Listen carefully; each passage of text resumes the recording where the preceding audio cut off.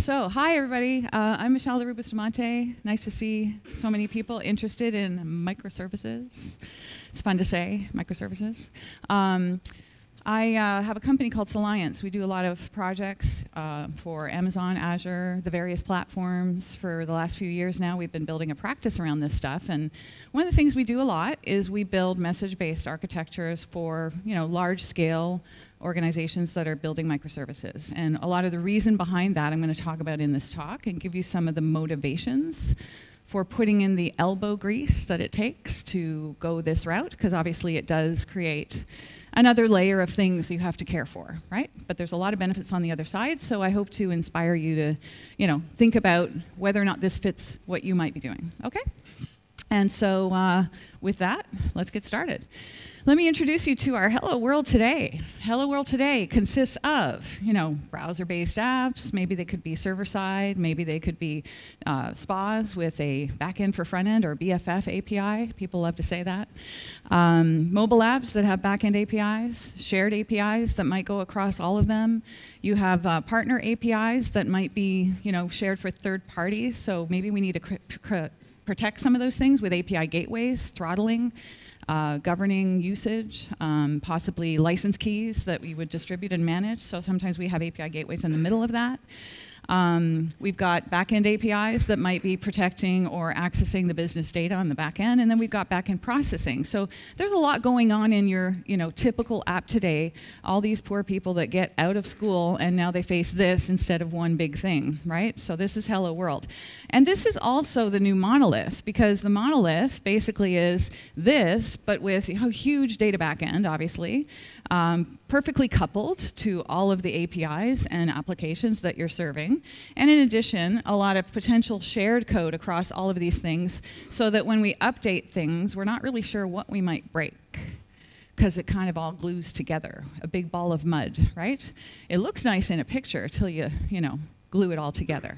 So this is what we face, and this is what we're trying to get away from when we do a microservices architecture. So the idea is, right now, Hello World and your everyday app is already complicated. We have distributed systems out of the gate. You're dealing with APIs. You're dealing with server-side scale. You're dealing with, dealing with connections and how many concurrent requests can I handle. All these things in an internet and cloud-first world, right? So what is it if I add a couple of microservices in the middle, right? I take my APIs, I make them more granular, more manageable. I decouple the glue. Break it apart into a manageable set of, projects that can be in isolation deployed. So the idea behind microservices gives me a way to hopefully achieve the dream, right? Where I can have isolated data behind each of the services so that they own their own data backend, so that when I do updates to the schema or anything else, I'm only updating that one piece. So that when the UIs that call those APIs need to be updated, I'm not necessarily impacting the rest of the system. That's the idea. That's where we want to go, right? So the microservices dream is that we can have new features everywhere, quickly, rapidly, please the business, right? Anytime we want to do an update, we update it seamlessly, no impact to anybody else, and we get, our wish, which is frequent updates without impact. And then we do the release, and we're not so worried about sweating with rollback and roll forward. And if we do have to do that, it's a small isolated piece we're dealing with, right? And what we're leveraging is the self-healing nature of the container platforms, so that if something is failing, something is not working, it will try to self-heal. It will try to restart. And hopefully we've built resiliency into the client consumers of those APIs that might have a glitch for a moment, and then they will do retries and use circuit breaker techniques to fail fast, but gracefully, right? So we're hoping for that. We're hoping for more visibility into production. So what we want is, visibility into our logs. We want to debug with our logs. We want to be able to solve problems without having to call developers to look at code. We want to know more about what's going on in the system as a whole. We want dashboards, right? We have to do all these things already in a microservices architecture to be successful, because there's an awful lot of moving parts we're managing, and if you don't have that visibility, you just can't be successful, right? At the end of the day, the goal is not just to have more moving parts and, you know, deal with the complexities or the need to add more instrumentation and dashboards to manage that. We're not doing it just for fun, right? Ultimately, we're still doing it for the business, right? We're doing it because they want to introduce features that will sell more services or new features that will keep customers happy, right? We want to reduce support calls. We want to release more and more. And then we have the happy executive dance, right? So enter the issue we still have to solve with microservices, right? Which is distributed data and the idea of different APIs trying to own their own data. How do we deal with, you know, potential shared data stores for different parts of the system, right? We still have to solve that problem. And that's an age-old problem. It's not new. It's a problem that we had in the SOA days, right? So if you take yourself back about 15 years, you know, we had the introduction of SOA, and, you know, SOA's promise was that every service owned its own data, right? So we had the enterprise architect view of this was that we would have, you know, ERP systems and CRM systems and CMS systems and, you know, other acronyms. And the idea was that an enterprise architect would say, hey, I need to integrate these systems to create workflows for the business, right? And how they would do that is maybe they would build integrations on top, but those integrations always were true to the SOA boundaries, right? We would call the services tier or the integration tier of those apps. So the apps were intended to be built as SOAs, right? So that, again, the services own the data. You never come in from any other direction, right?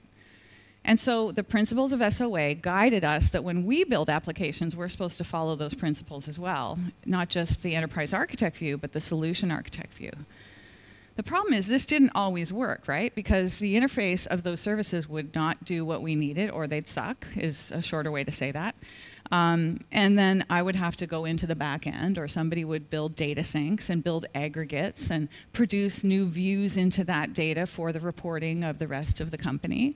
So we didn't always go through the service boundary because we just didn't always have that liberty, right? So there's that. Now, when we go from enterprise architect view to the solution architect view, I remember struggling with this so many times, right? Back in the days of WCF and SOA and building solutions and wanting to stay pure to the SOA principles and practices, right? And what we wanted to do is build our applications with these beautiful, well-defined boundaries and services, contracts that governed how you access the data behind the service, right? The arrows always point down, never sideways, never up, right? Nice, clean architecture. And we would have multiple services behind the application, each owning their own data. Beautiful, right? Mwah. But the problem is, sometimes customers and orders need to relate to one another. So you couldn't just have a customer service and an order service and so on. You had to have some crossover, right? Where the query had to cross 2 or 3 or other domains, if you will, right? And so we would end up crossing the boundaries on the data layer. Even though we had a well-defined interface, I want the customers and their orders, so we would end up, you know, making a query in the back that coupled the data, right? And then we started building the new monolith. So this problem was attempted to be resolved, right, with data services, right? So the OData service, the idea was, here's the dream. Now we'll have another layer of services that we query.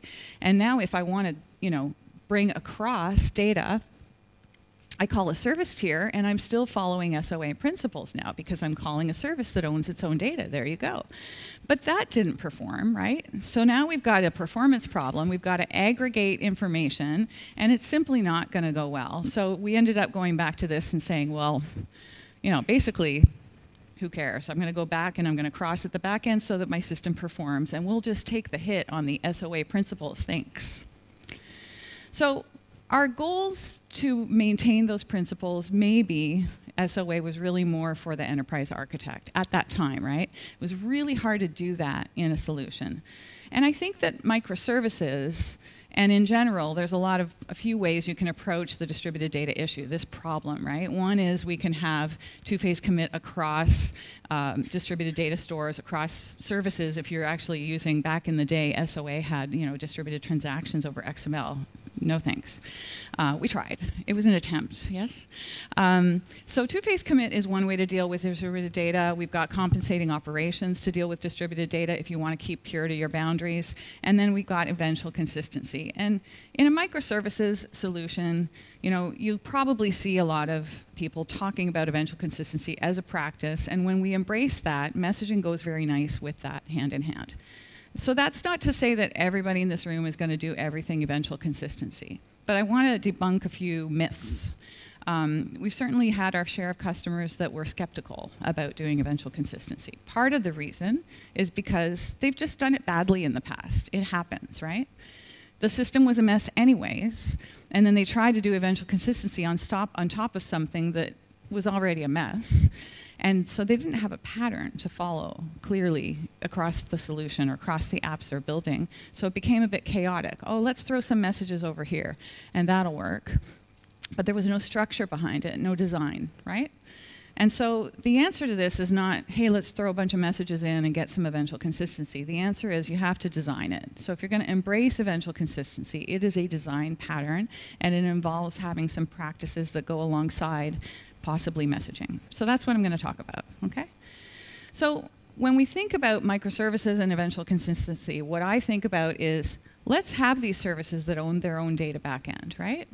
And when we need to update something in one of the services and propagate a value into another, like say I have a ledger and I write a value like I've withdrawn or deposited, and I need the total balance to get over to, say, my account record that's somewhere else. So let's add the balance to the main service where the transaction happens, and let's make it eventually consistent that my total balance shows on my dashboard. And what does eventual consistent mean, right? It doesn't mean I'm going to wait an hour or a day. It should mean I'm waiting, sub-second or within a few seconds SLA, just like any other request in my system if I've done it right. And yes, things can go wrong, just like your APIs can be down, just like the system can slow when you have, some sort of extra load on the system. He likes the idea. And so, what we're looking for is the same SLAs we would get with request patterns, right? And that means we need to have a healthy system that manages load well, and that scales well, and that's partitioned well. So we have to consider all those things when we do this as well. So eventual consistency just means I'm going to have a primary service who owns the data, and I'm going to project somehow, maybe with messages, the result of that change. And there's a few ways we can approach that, which I'll talk about in a minute. The other thing we might do is have aggregate views, right? So I need a completely new view of the data, some sort of reporting, or again, could be anything. So to get to this, we have to do design, right? And so you have to be able to go through your microservices design first with the belief that you can do this. Because when we start looking at document databases, how many people tried to use document database when they first came out? Anyone? Heck no. No? 3 people. Cool. Well, so I knew a guy who did that and later admitted a year and a half later that they shouldn't have done that with their startup. Why? They weren't building a microservices solution. They were building a solution that was really just your traditional web app, APIs, single backend. And this is, going back probably 5 years, right, before it was really popular to think microservices. And so what they did is they spent about a year and a half building something that they could have had done in 3 months. Why? Because they had to go through all the query patterns to help them understand the best way to optimize the use of the target document store. And it's really hard to work with a document store for an entire system that's typically relational and turn it into a fully document store system if you're not thinking in microservices. So they spent a long time redoing and realizing that the way they needed to query the data across the whole system wasn't working at performance scale, and they ended up at a year and a half before they could launch. Arguably, had they been working with a microservices architecture, they wouldn't have been trying to solve the problem of all the query patterns everywhere in the system. They wouldn't try to think up front, how do I query all this data everywhere in 5 years or in a year? They would say, hey, I'm going to trust that if I need a new view into the data that we're writing, I can somehow build that view later, eventually. And that's the power of it. So what we want to do is free our mind so that we can design our microservices, trusting that we can achieve that goal. And then we have to talk about, how do we get there with messages. So a very brief TLDR, or, too long didn't read in case I have to explain acronyms, on how to build, a pattern in design. So let's say I go to the design board for my microservices architecture. So my company does some sort of shopping cart, selling things, fulfillment, Amazon style. And, customer management is a thing. So these are domains that I might tease out, right? So I'm going through the design phase and I'm saying, hey, I've got customer management, recommendations engine, product catalogs, fulfillment on the product orders, supply chain management, shopping carts in memory. And obviously your traditional system always has identity of some sort, right? I have to log in, right? I have to have credentials, I have to have permissions. So if we were to take this design and say, hey, let's tease out one of these domains and see what my microservices architecture looks like, and then how would I look at it in an event-based view? So let me take you through that process. We'll take identity, because it's not domain-specific. Most people understand what users do, right? So we have single sign-on. That's a thing inside my identity domain, right? I got to log in, I got to log out. I have protocols. I have user management. So user management is create and activate and deactivate users. These are all things that we do. Typically there's a separate UI for that, but it's connected to the user store somehow, right? And then we've got self-service. I'm going to register. I'm going to confirm my email myself. I'm going to change my own password. I'm going to update my profile, change my email. There's workflows for that. So I need UI, I need APIs, I need, update my own data, right? And then I have permissions in the app. So now we're starting to think about, well, are all these part of the identity domain, or is permissions a separate domain? Don't know. Let's just take the assumption that perhaps as I'm thinking it through, I'm realizing, I can tease off permissions. If I have hundreds of apps to manage the permissions for, that has nothing to do with login, right? I log in over here, isolate it. Once I get to the app, what can I do, right? So I'll take that out, give it a different color. User profile likewise, right? User profile might mean I have a membership and an account or multiple accounts, unrelated to login. It's ownership of other stuff, right? So maybe I tease that out, different domain. And at the end of the day, what I'm trying to come up with is, what are my domains? What are my aggregates behind the domain? And therefore, what's my microservices strategy so that I can break it up into smaller pieces? So identity now turns into 3 domains. So it's not just identity. There's an identity domain. Maybe there's a profile subdomain. Maybe there's a permission subdomain. So these now become isolated things I can manageably think about where events fit, how many events I have, and each domain should own its own messages or events. Meaning you never play the same event from multiple domains or multiple microservices. So that makes it nice and manageable, right? So now we've gone through this design, let's focus on the identity stuff. So I've got single sign-on, I've got user management, I've got self-service, I have a user backend. If that was one backend, then this is one microservice with possibly multiple endpoints, different access points to do stuff, right? But it's still one domain because it's one backend, right? It's coupled to the data. And I could take a look at that and say, hey, inside Identity Server, if I'm using that to build this solution, so now I'm building an app, and I'm taking my design thinking and turning it into microservices architecture and potentially events, right? So what do I need to do in Identity Server? I need to configure the apps that log in so that they're trusted. And I need to do user stuff, right? Log in, log out, et cetera. So I've got maybe 2 microservices here within this environment, right? So inside Identity, 2 separate microservices that could be updated independently of one another with different data store, different schema, unrelated. Yeah. And then I have these apps that might fold in and start sharing that API. All good, right? So what I'm trying to go through here is, what's the thinking that gets me to the point that I might need to break this up and have multiple data stores? Because right now we're still in a simple environment, right? It's pretty easy to imagine services and having a user database. Pretty easy to imagine having a configuration database for trusted apps and maybe configuring those like a UI. So we're not complicated yet. I just have this too. So I don't have an eventual consistency story yet, right? So let's see where we might get to. What if I think about this where I need to add features separately to user management and self-service unrelated to logging in? So maybe I start by factoring this out a little bit and creating well-defined controller entry points, contracts, if you will, for those activities. Still sharing a backend, though, so that means I'm still separate microservices, only the two. And what we're trying to get to, if we need to only, is this, right? Where maybe each of these has their own backend. Now we have to talk about why would I care to do that? What would push me to here to where I need an eventual consistent story in this model? Okay? So what would push me there? Optimizing reads. So let's say I've got 20 million users, any number between 2,000 to 5,000 concurrent requests at a given point in time on a regular basis. And if I update the containers that support identity and login and make changes to features that are unrelated to login, I'm introducing a fragility, potentially. And I'm also not optimizing the read access for just checking and logging in and evaluating passwords, verifying, right? So optimizing reads might be a reason to separate it so that the user management stuff doesn't have to get in the way of this very critical piece of the central part of my system, yeah?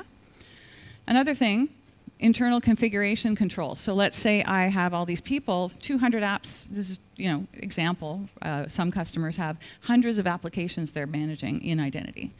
Those hundreds of applications need to be configured for identity. There is not one person doing that. There's going to be potentially distributed people across the organization adding their apps into the system. But they don't know identity, so we need controls. We need UI. We need to keep you from running with scissors. We got to make sure you can only configure it certain ways. Maybe there's 3 patterns we use instead of all 100 that are available. So we can't just let everybody in the config directly. It's got to be controlled. So we have this app to manage that. And that app has zero to do with the runtime performance. It has to do with controls, which means I'm going to have to edit those on a regular basis. I'm going to update this on a regular basis. So I might need to separate that from the mainstream login, again, to reduce the fragility of frequent updates here impacting this very central piece that matters to me. So it's another reason. Another reason would be multi-tenant. Here's an example for identity, but really I'm trying to give you business reasons that could come up. This is identity related, right? I need to update user management on a regular basis because we have support organization. And maybe there's 300 CSRs that go into an app and ask for features. When they ask for a feature and we need to deploy, unit of deployment, should I impact the runtime login of 20 million users? Should those changes, and I hit the button, give me any need for concern that I'm affecting login of 20 million users? And the answer is no. So how do I break that up?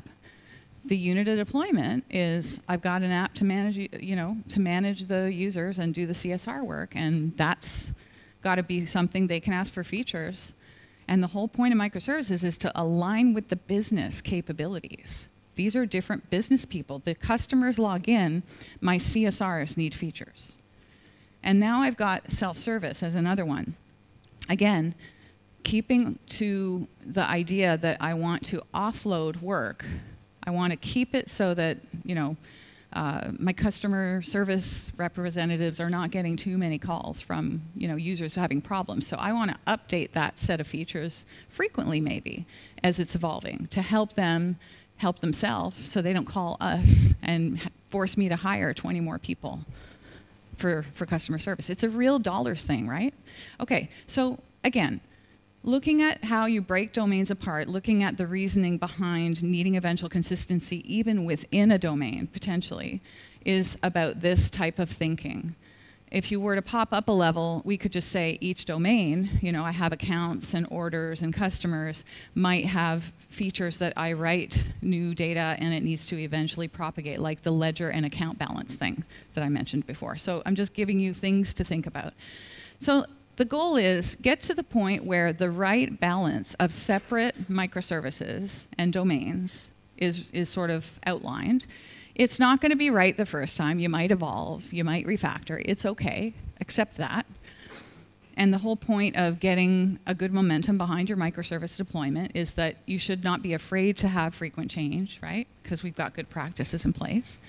So the goal is to get to the point where that right balance is there, and now I have unlocked that achievement of having services own their own data.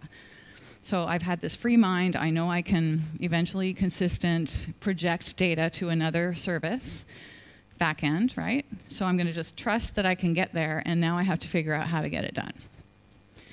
So let's take the example I've given to you, and let's evolve it to the messaging part. So eventual consistency, if I've got, independent data backends for each of these services, so these are all microservices at this point, right? Let's think about now use cases. So now we're going to play use cases. This is how we go through the process in the real. Use cases from config would be things like add an app, remove an app, right? So if I'm going to do that, then that will project into the config database and eventually get into the runtime. So, we write it to the config database, and eventually the runtime knows, hey, I trust that app. So what? A couple seconds later, max, hopefully, it's ready to go, okay? If I have a register user, and that means there's a user in the database that the customer service rep should know about, but login doesn't need to know yet. So I'm going to project that only to the user management side so they can see, hey, a user registered, but they haven't yet confirmed their email. When they confirm their email, now they're a user. They confirm their email, set their password, activate, and now my user runtime knows about that user. So we've projected that over when it's time. And so the idea is that, again, taking these use cases, we're going to learn whether or not we're doing this right. We're going to think about, can it be eventually consistent? Is it okay if 2 seconds passes? When I deactivate a user, is it okay that 2 seconds passes and they could log in that 2 seconds before that it's realized in the actual, runtime? That's an SLA decision. That's a, InfoSec discussion with your security controls. Have we seen this be acceptable? Yes, because we're usually getting sub 300 millisecond projections. And guess what? The ones that are high risk, like this one, we're monitoring that carefully, yeah? And we have to have a shutdown plan if it doesn't work. So if the projector's down and I can't get that data over within my SLA, then I need a solution that can quickly execute and shut that user off. So we have to build that into our plan for the high risk areas only, yeah? The rest is we have to trust the system will work. Next, users locked out. Well, that might not need a message or eventual consistency because I'm only going to write it directly to the user runtime. I type my password 3 times badly, I'm locked out immediately. It'll go away in 5 minutes. There's no need to tell the other systems. There's no projection because usually that's how we do that today, following the latest of NIST and OWASP. Okay, so now we've thought through use cases, and we've figured out if eventual consistency feels okay for those use cases. Now we're going to talk about how we go into the message-based solution. So I've got now all these APIs, and instead, the writes are going to write messages. So those APIs, register user, deactivate, register app, or add app, remove app, those are all going to go to a message that is just requesting it be done, and that is going to go to some topic, right? And in the cloud, that could be event hubs or Kinesis, right?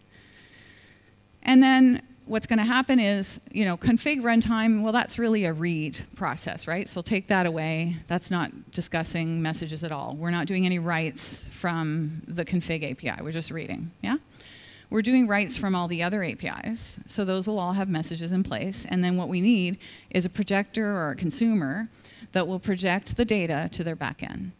So we've got this messaging backbone that's shared across all, but we're not sharing topics, right? Microservices and domains can have an isolated topic per, and within that topic, everything's in order. Outside of that topic, it doesn't have to be.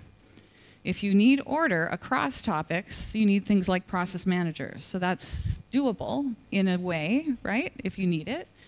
But, you have to take the use cases one by one and then say, do I need a process manager or not? Okay? So topics, nice and isolated, list of messages per microservice, never sharing messages across them. So these are microservices. They have an API, a set of messages, a projector, and a data backend. Completely unrelated to one another. The eventual consistency story comes with how we do CQRS views and things like that. So let's talk about that before I show anything. So the idea is that in a CQRS environment, right? If I'm using CQRS pattern, right? So I'm going to potentially have message-based writes, and those are going to make my system asynchronous. And those message-based writes can either have a write store approach or an optimized read store approach. So let me explain that, okay? So if I do a write store approach, my SPA or web app is going to call a write API, and that write API is going to send a message to the backbone. And then I'm going to read that message. I'm going to project to a write store that is queried on the other side. Okay? So the idea here is I'm actually sharing the store with the writes and the reads. I'm just making the writes asynchronous so that there can be a reduced back pressure of some amount, right? But if I really need to do optimized reads, if we reach a point of scale in the system, I wouldn't do this right away. I would start with this pattern until proven otherwise. So this makes it simpler architecture, right? But if I see that I need to optimize for reads because of, say, you know, just the maybe even the costs, sometimes the cost of a document database, the reads can be so intense that you know, we really need to optimize that read store in a different way and make the write store more economical, right? So it's costly. And so if we follow this pattern, I've got requests and response at the API layer, I've got messages coming down, and I've got queries on the other side. Now let's look at what that seems like if I have an optimized read store. I have the same thing on the left-hand side, right? I'm writing messages, and a projector is doing a write to a write store, but we're going to project an event that says, okay, the writes happened, and now I'm going to read that and project a read store.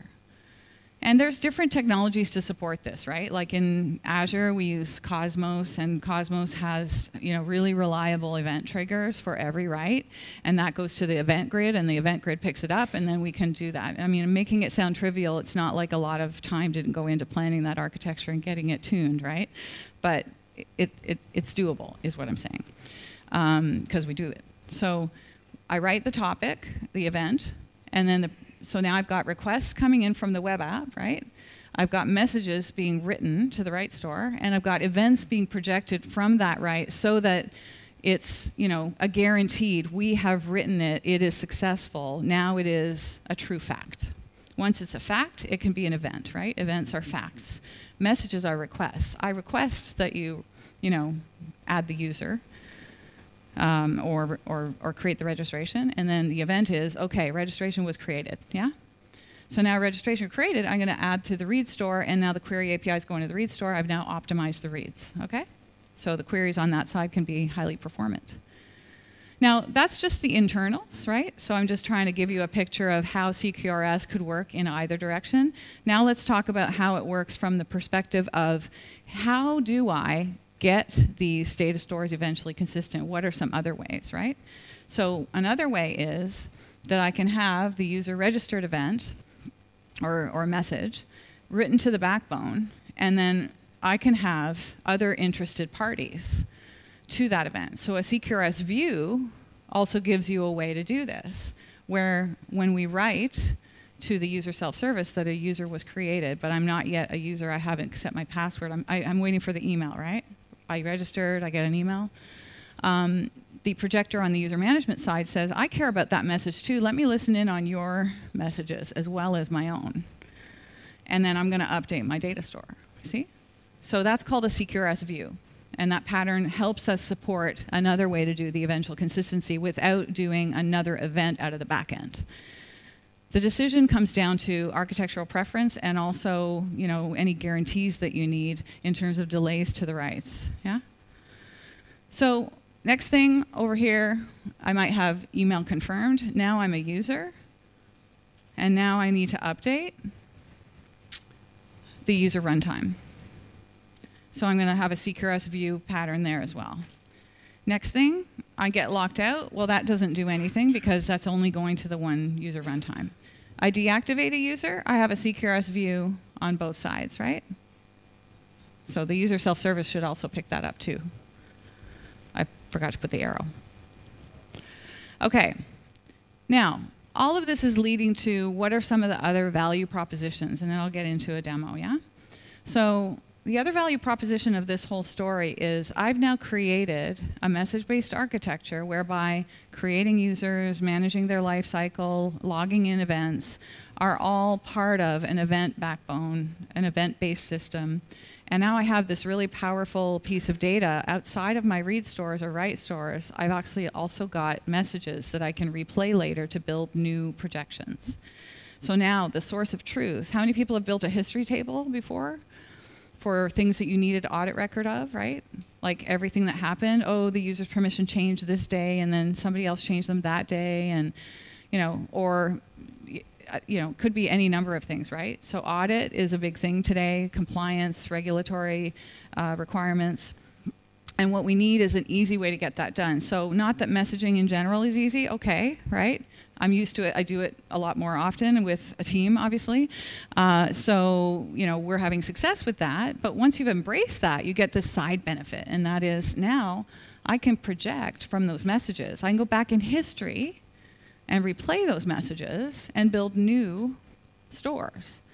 I can go back to the beginning of time and rebuild those read stores too if I had to, right? Like let's say we changed a rule on the way we process the messages to produce the data. Then I can go back and I could reproject and build the data store again. And then we can do snapshotting, right, for backup and recovery, and then only replay from a certain point in time as well. So these are ideas. Audit and history now get to be something that I can do for free because I take all these messages like user created, email confirmed, etc. And now I have an audit list, right? Like these are things that happened. Login failed, login succeeded. Audit might be more about the activity. I logged in, I got locked out, etc. History might be more about permissions were elevated or reduced, right? And then that's the history of my user record. So these are the things we can do. All right?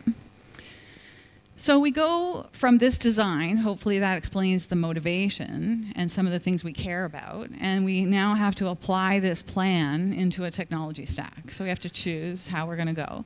When we go through this process, it can be different if it's Amazon Azure.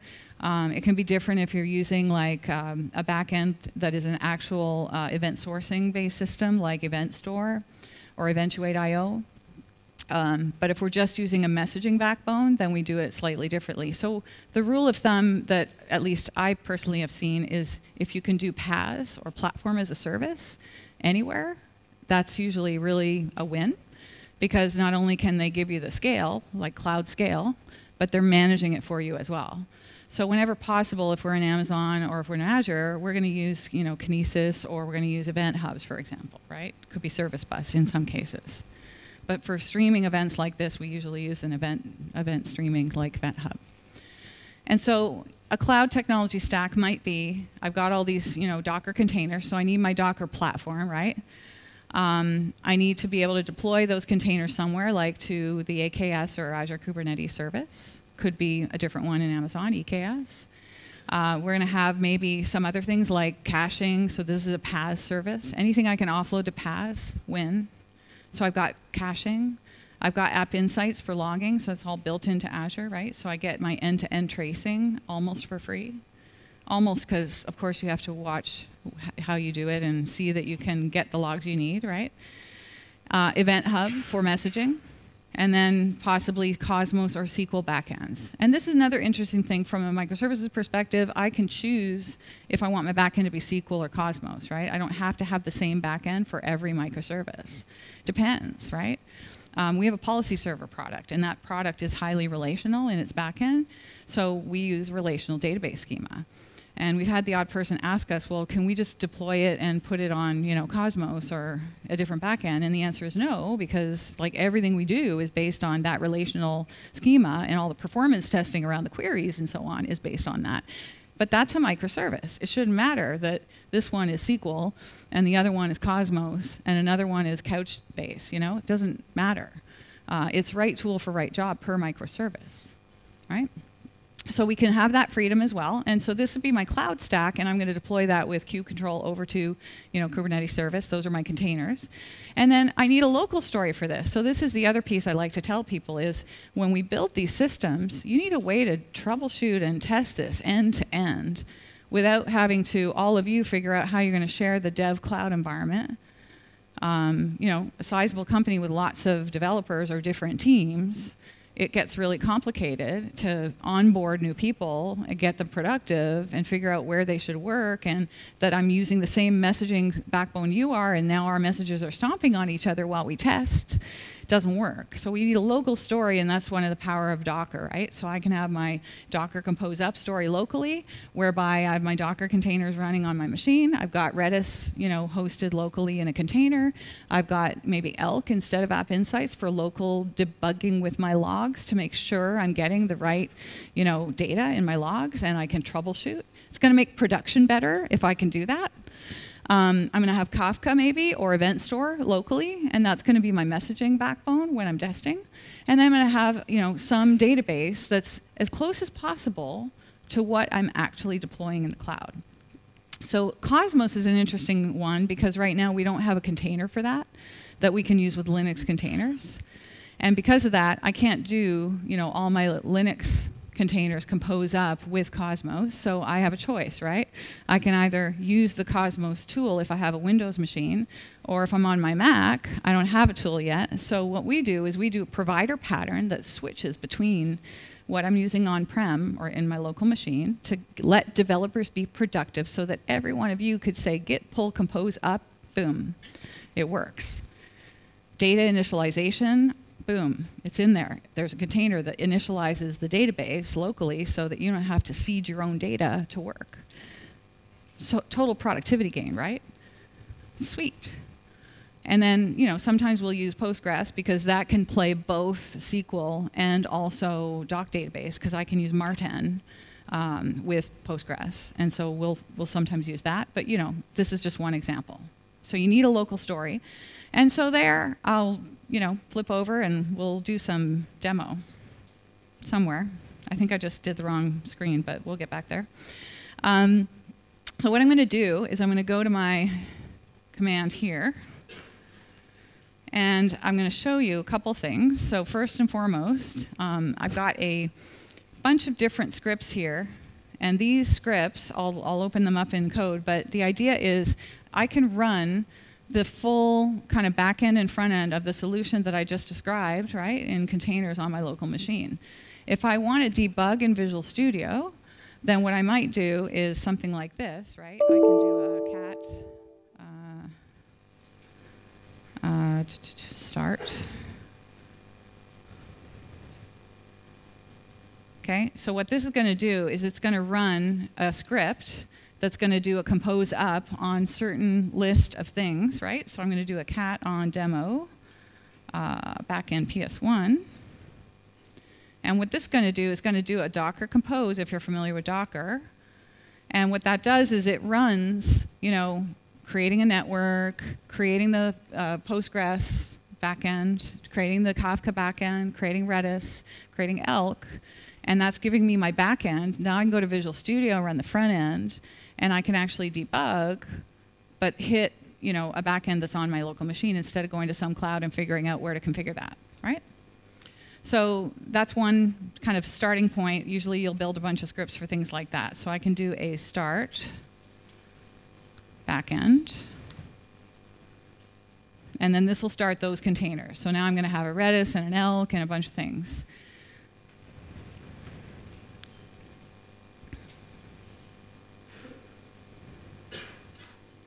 And then to point out a couple things about that, so in my Elk YAML, for example, I'm just pulling one of the popular, easy to work with local containers for Elk, the full, Elasticsearch stack with Kibana, so that I can have a UI, right?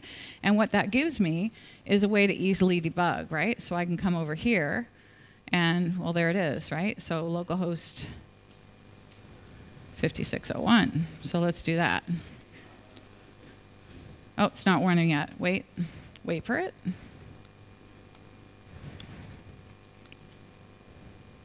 And is it running? Yep. Okay.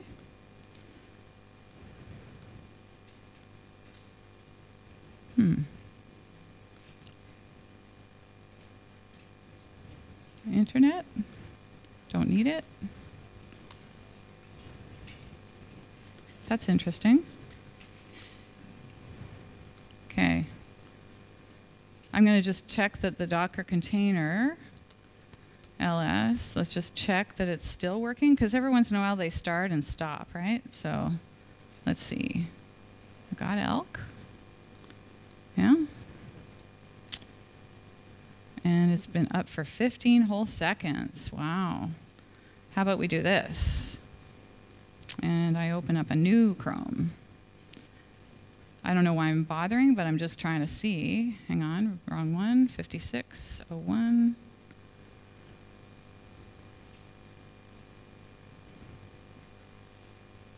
Oh, it's not ready yet. Excuse me. Health check for the win. All right, well, let's let that get ready. And then I'm sure one of these moments it'll refresh. So in the meantime, let's come back over here. So that's the Kibana one. I would have a Kafka one. And again, I could use Event Store Kafka. I'm not saying you need to become an expert at Kafka. That's a big deal, right? I'm not managing a cluster. I'm not trying to do this end to end. I'm just trying to have something locally that I can write messages to because I can't use event hubs on-prem, right? Same with Kinesis. So this is giving me a story around that, so I can pull down Kafka, I can run it, and then that's available for messaging. Likewise with Postgres, right? So, I'm not trying to be a Postgres expert. I'm just trying to use, any framework and switch over between local and then going to cloud, or using Marten, for example. So, and then the PG admin tool just gives me a way to view that. So that's my local story, if you will. Let me go back and see if Kibana's ready. Whew. Not that I was nervous. Okay. Thank you. Okay, so now let's talk about, now my backend's running. I can go to Visual Studio, and we'll ignore that. Visual Studio is going to give me a way to, let me close that down, make it a little room. So this is my entire solution, right? So I've got a bunch of clients. An API and an MVC client. I've got consumers that are going to pull messages, right? So these guys are responsible for pulling messages, the runtime, the user history, and the user audit. I've got a configuration API, and that's for writing to the configuration schema, which will be SQL in the cloud and Postgres here. I've got identity server, the web app. I've got user profile, which is comprised of an API, and also a web app. So the web app for the profile is for me to register, and the back end is going to show me things like in startup, how do I flip between Kafka, right? So if I'm Kafka, then I'm going to run here. And if I'm Event Hub, then I'm going to run here, you see? And obviously, I can provider pattern that in like a real production example. This is showing if-else, just to keep it kind of simple. But the idea would be in production, in a real sort of customer project, we usually make it a little bit more decoupled. And then if I look at app settings, I'm expecting my local dev to say, hey, I want to use Kafka, so I'm overriding the default, right? And when I deploy in a container, my environment variable overrides are going to say what I'm supposed to do. And then obviously I'm going to have secrets and things, but those would go outside of the container configuration into secrets. So we're going to have logging choices. Am I using, Elastic? Yes, I am, locally. And I'm using a local Redis URL. But when I flip to cloud, I'm going to flip it over to cloud version of all the same, right? So the idea is when I'm structuring my apps around this, one thing that you want to make note of is having that really strong local story and then the flip to the cloud story. Somebody should proof that, right, and get it so that all the devs can use it, and then it's not like you have to reinvent the wheel every time, right? Once you've got this baked, it's pretty solid. So that's another thing to consider. The other is, obviously, once I'm running a Kafka consumer, for example, so I'm going to actually let this start. Kafka Consumer is going to be running instead of Event Hubs, and its job is to have probably the same interface as Event Hubs, right? What do I do with Kafka Consumer? I send messages, and the producer, and then the consumer is going to read the messages, right? So likewise, you've got the Event Hubs version of producing and consuming. So, we're really just making it as clean as possible so I can work locally and do this full-blown messaging. And the reason I point that out is mostly because what you want to do, again, is make sure you're learning how to debug with your logs and you're learning how to work the full system. You're not testing without messages and then flipping to the dev environment and testing with messages. From the beginning, we're doing the full story in our local machine, yeah? So that's the idea. So this will take a couple seconds to load, and then while it's doing that, let's talk about a couple other things in here. So I've got the user profile web, for example. That's going to hit my breakpoint. Oh, cool. Didn't take as long. So you can see that I'm hitting my breakpoint that says, hey, I'm in local, so I'm going to use Elasticsearch, right? So not really anything complicated. I'm just going to give it a run so you can see that I can run my back end and I can run the front end, and it kind of works, right? Or more than kind of. So there's that. So let's see. Yeah, it does take a couple seconds. So we've hit one breakpoint. But a couple more seconds because it's just slow, which is why I usually debug with Docker instead. Just use the containers, I mean. So basically now I'm hitting the choice of Kafka. So I've got a config setting that's telling me, hey, go to the Kafka version. So we're going to hit that. And then at some point here, we're going to see our UI, and then I'm going to be able to run through an example that hits the messaging story. So while we're doing that, let me go to an example of that. So we're going to open up a message. So here we are. We're going to send a message. This is going to be a topic check probably. So we're going to go and hit that. I've got a consumer that shows me the messages that I'm processing. So that's just going back in time and hitting those messages that probably were from the last run that weren't processed yet. Now I'm going to handle a message, but we're going to keep going because right now this is just topic checks mostly. And then we're going to have UI. And it'll be in port 5007. So we'll see when that's ready. I'm going to hit over here. And we'll say localhost 5007.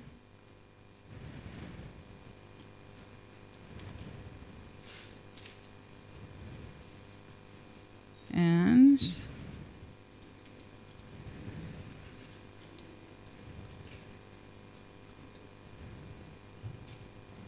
it's almost there. Okay, so my UI is running against my backend containers. When I register, a user is going to send a message to the Kafka queue, right? So what I'm going to say is Michele Busta. I'm going to create an email here, and we'll call it localdemo1@gmail.com. Yeah. And we'll go ahead and copy that to the clipboard, and we'll say local1 Busta, enter. So it's going to create a user.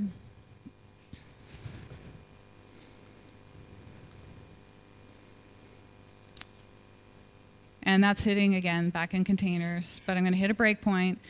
And this is now going to try and create my message. So I have a new user registration requested message being generated. And I'm going to go to that definition and just show you from a microservices perspective, right? I'm only dealing with a handful of messages. So that's all of them right now. I mean, probably in the real domain, it's about 30 messages or something, right, for that particular microservice, if you will, right? So if I break this down by microservice, then the messages are manageable, right?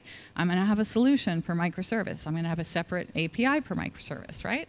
So that's going to be a manageable number of events to think about, to debug against, to write unit tests for, and to potentially roll out into production, right? So it just sort of helps me to not have to think about the whole system all at once. So this is helpful.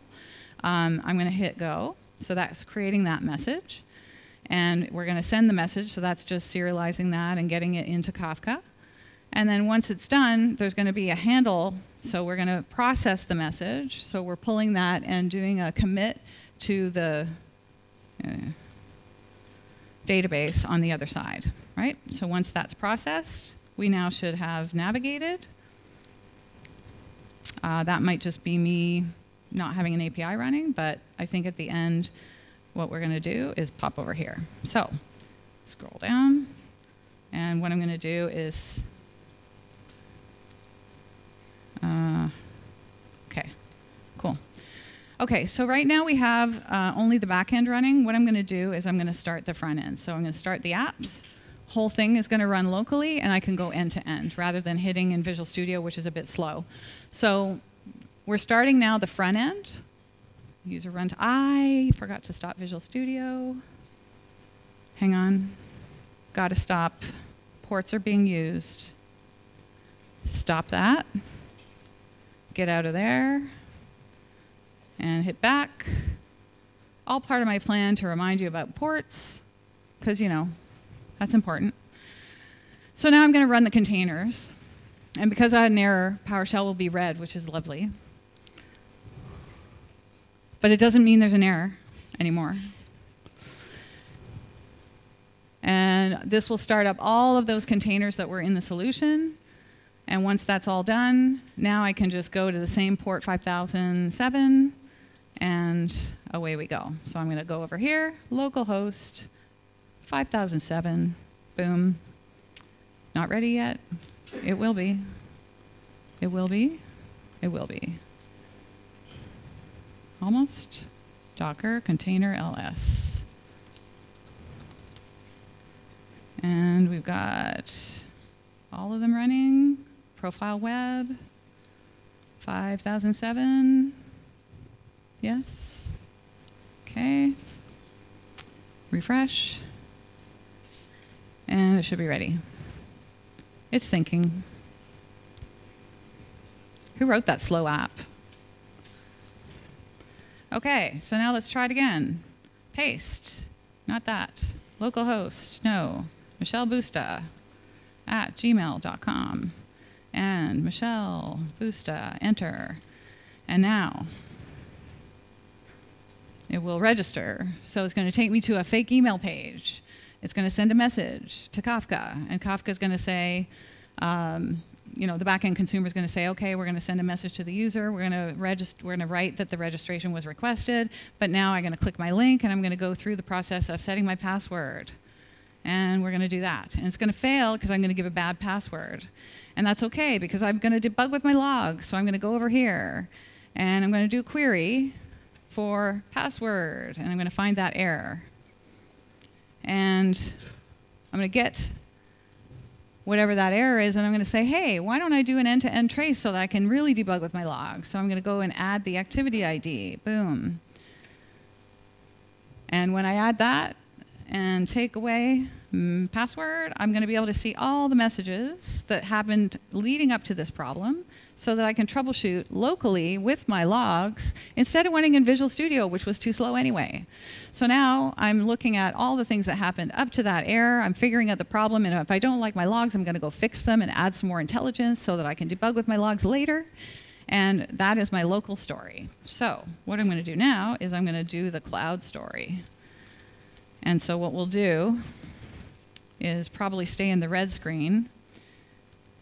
And what we'll do is go back, AKS, and then we're going to go to connect to my conference demo. So now I'm going to connect to my Kubernetes cluster that has the same thing deployed, okay? And with that same thing deployed, we'll be able to navigate.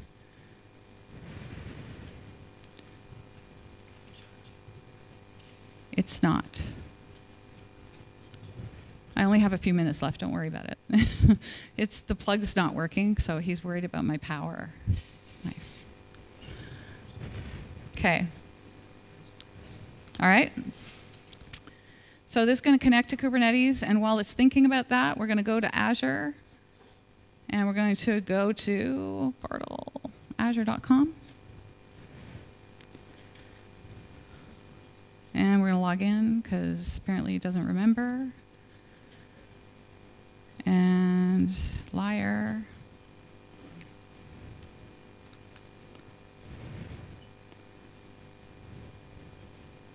Yeah.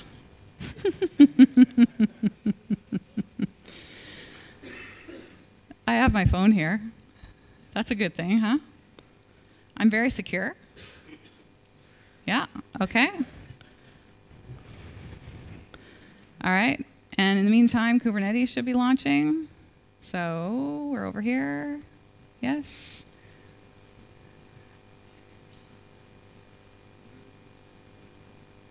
Okay. It's going to ask me to do an AZ login, really? I can't believe that's happening. Hey, I might need another minute. Okay, so, yes, I'm logged in, good, thank you. Thank you, are you going to come back? Let's see, yes it did, cool, okay, so now let's try, connect. Connect, yes? Okay.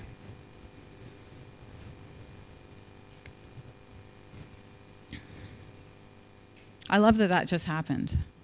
That's awesome. Okay, so it's connecting to my Kubernetes cluster. I've deployed that whole solution. All those containers are running in AKS. I have an event hub as the backbone instead, okay? So what we're going to do is we're going to hit Kubernetes first, and we're going to take a look at the identity namespace where all of these things are deployed so you can see a couple things real quick. So in here, I've got identity, and I'm going to go to my services, right? So services, and in the services, we're going to see that I have, actually I'm going to go to deployments, that's better. In the deployments, we're going to see that I have a not so happy audit consumer, which means that right now, if I run the actual demo, I'm going to have a problem with audit. So we're going to go through the process as I just did, where I'm signing up. So I'm going to go here. I'm going to type Michele Busta as fast as I can, ndc1@gmail.com. I have to put a real email, yeah. Validation for the win. And we'll go ndc1, and we'll do Busta, and we'll log in. And now I'm going to hit here, and we're going to now have messages going. So I'm going to go password, 1, 2, 3. And we're going to log in. So if I'm able to log in, that means Eventual Consistent was not fast enough for me not to be able to log in. So that's good, right? So we'll go there, password. See if I remember it, yeah? And now I've logged in. So good, right? So Eventual Consistent, pretty good. That means I have data. If I do this, Michele Busta, and oops, I want to do maybe a different one in case I already exist there. So we'll do plus ndc2. And we'll copy that one, and we'll do Michele Busta, and we'll register, and we'll go and try and confirm my email, but this time I'm going to do a bad password. And that's okay, because that's going to be an error. Next time, I'm going to try it actually better. And then I'm going to log in, but I'm going to fail instead. So I'm going to type that and do a bad password a couple times, and a couple more times. And I'm going to get locked out, okay? And now I'm going to hit over here to Azure, which is where I was. And we're going to take a look at those resources. So I've got a resource, SM. So I've got a resource for where my events are, and I've got a resource for where my Cosmos database is. Events are coming in through here, and we're going to go to my Cosmos, and we're going to see if those things projected as expected. But I'm going to have a history table now, and I'm going to have login backend, which is the SQL. So that's already working because I showed I was able to log in, right? And what I'm going to do is I'm going to hit my AKS version of user history. And I'm going to come in and query and see if I've got my history generated from the projector, like we talked about. So we'll do a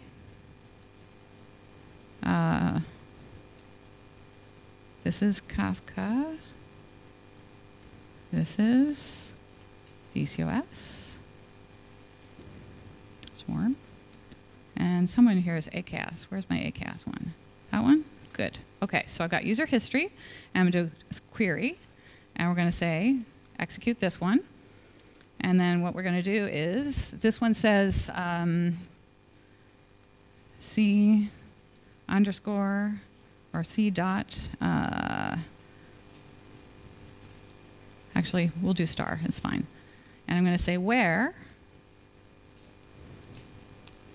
c dot email or username, probably email, equals, and we'll paste what I had and not hit enter. And then that should show me if I was right. Yeah? NDC2?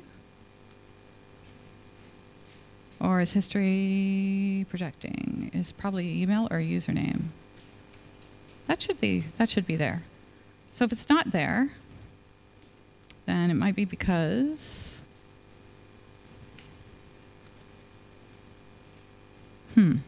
interesting.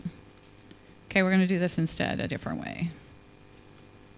I am batting 1,000 here. Hang on.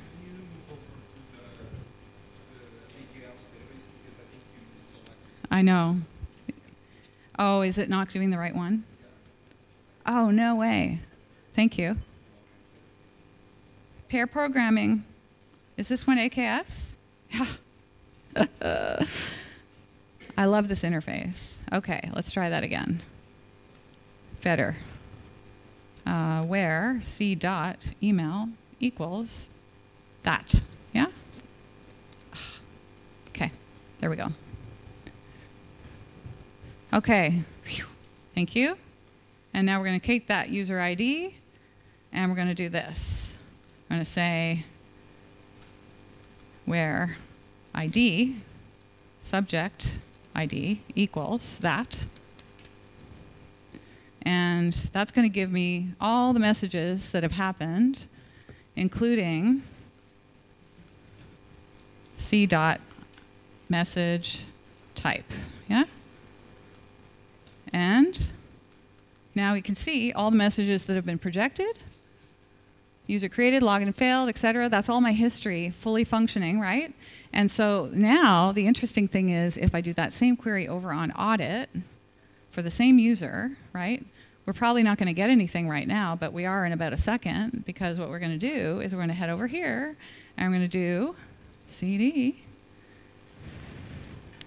surviving AKS, and we're going to go to identity, and we're going to do a update all. And that's going to deploy, oh, you've got to be kidding me. Ha. Hang on, it's going to work. It's going to go like this. And we're going to connect again. It lost the connection, it does that sometimes. And once that's connected again, then it's going to work, because that's what it does. See if it's connected. Ready, ready, ready, ready, ready. I think that might have actually done it. And now we're going to do it. Oh, come on. Really?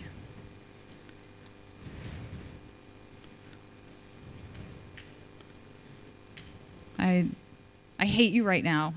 I was going to do a deployment so that it just fixed it right away. And instead, I'm going to have to come here and do it, because up here, if I go to my identity, I can fix the audit and it'll just work. That is so weird. Okay. You're not going to do it, are you? Okay. Wow.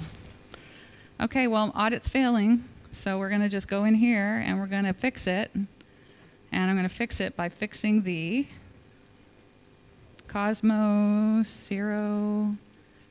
There. And we're going to update that. So that's going to update the deployment so that it's happy and it has the right key.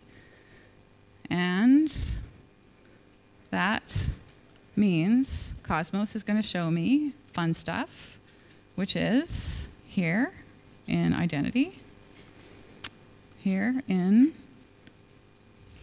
Data Explorer, right? There you go. Oh, well, thank God for that. Okay. So with that being said, I think just to close it up here, right, the whole point of all of this was to see that you could, yeah, Screens are fun. It's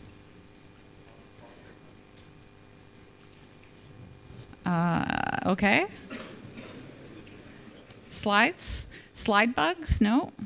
Okay, so the whole point of that was just to say, you know, we have this compartmentalization of smaller microservices, manageable number of messages, manageable amount of code to deal with, introduce your messaging backbone, have it do eventual consistency, and have it be manageable because of the fact that each of these isolated have a limited number of messages. I can focus just on the API, the projectors, the messages, the backend.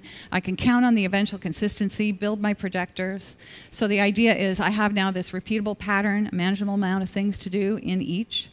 And you know, after that, we're going to deal with additional, you know, thoughts, right? Additional concepts like snapshots, message replay, polling and replay, message versioning, poison message handling, preserving order, which I said is per domain or per microservice.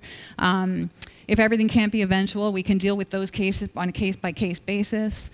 And then we need our drills and alerts and monitoring around it for the sensitive areas to make sure that they played on time. So yes, it's a lot of work, but the benefit on the other side should be that you can project and have your audit and your history for free, have visibility into the system, and then I'm going to just say, I'm out, no pain, no gain. Thank you.